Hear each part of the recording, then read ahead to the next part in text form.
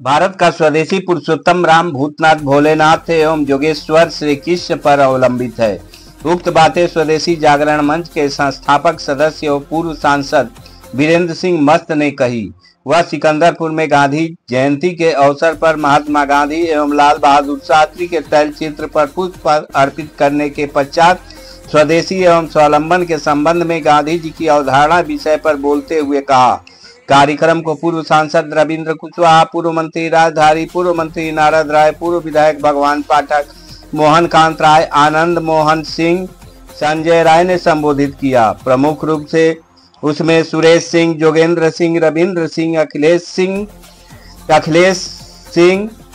अखिलेश राय सहित आदि लोग रहे। इसके अतिरिक्त दया शंकर भारती, दिनेश सिंह, अखिलेश सिंह, अमन सोनी, दिनेश पाठक, जयराम पांडे, ओम प्रकाश यादव, बैजनाथ पांडे, गणेश सिंह, रणजीत सिंह, ललन सिंह, संजीव वर्मा, गुड्डू सिंह, हरि भगवान चौबे सहित आदि लोगों की उपस्थिति रही। कार्यक्रम की अध्यक्षता हेमंत मिश्र प्रधान ने किया। इसके अतिरिक्त संचालन भूपेंद्र सिंह उर्फ भोला सिंह ने किया। करने की जरूरत तो विदेशी वस्त्रों का होलिका दहन होने लगा, ये लोगों को रोचक लगा। एक भारत का नागरिक जो गुजरात का रहने वाला था, उसने कहा बापू सूट बूट पहन के दूसरे को वस्त्रों को जलाने के लिए, होलिका दहन के लिए कहते हो और अपने सूट बूट पहनने हो। बापू मोहनदास करमचंद गांधी ने कहा कि हाँ, मैं अभी इस ब्रिटिश सूट को फाड़ता हूं और इसका होलिका दहन करता हूं। और बापू ने अपने टाई को, अपने सूट को, अपने पैंट को आग के हवाले कर दिया। और उस भेष में जब भारत में निकले तो पूरा देश दांडी यात्रा में बापू मोहनदास करमचंद गांधी के साथ निकल गया और बापू ने स्वदेशी का संदेश दिया। बाबू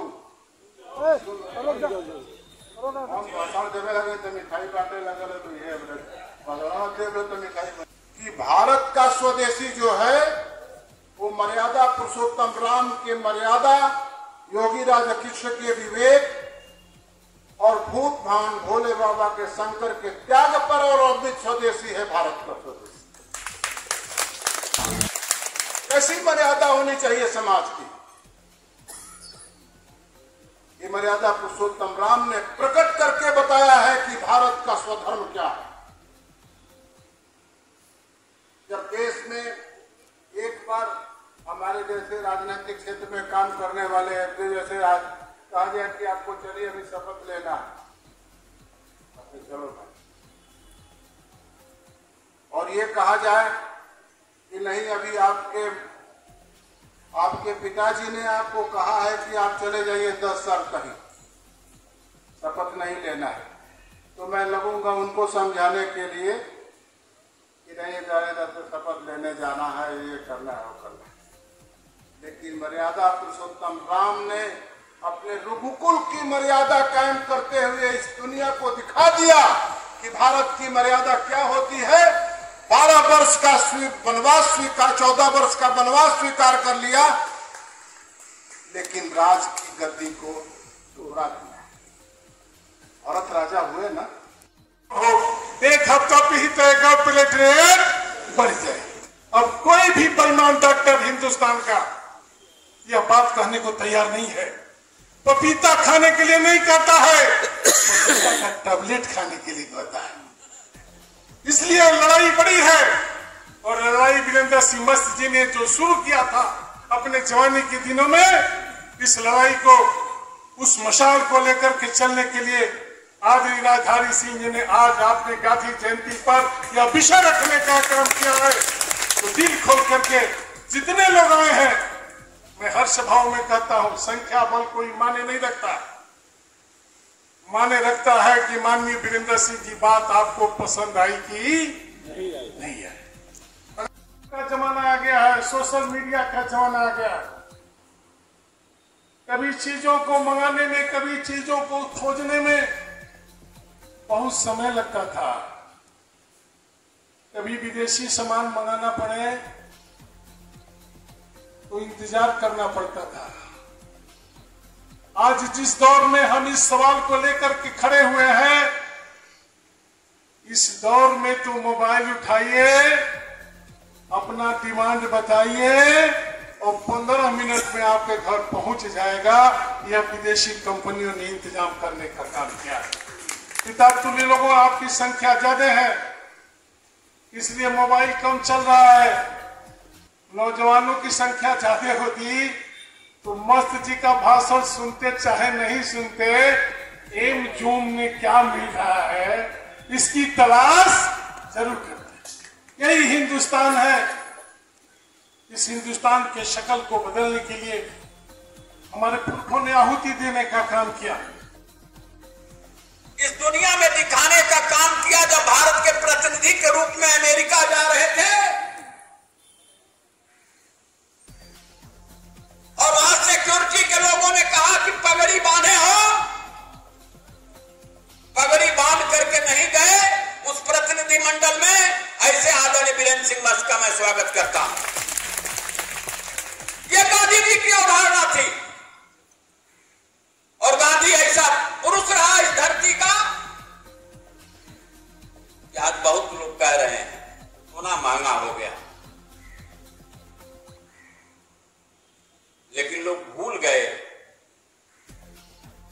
कि सोना लूट करके जो गांधी जी आंदोलन चलाते थे, जो उस समय आंदोलन चलाए,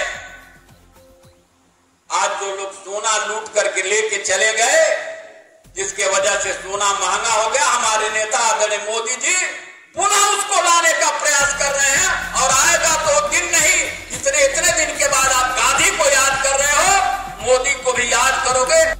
लिए स्वदेशी का जो मंत्र महात्मा गांधी जी ने दिया, वो मंत्र आज भी प्रासंगिक है।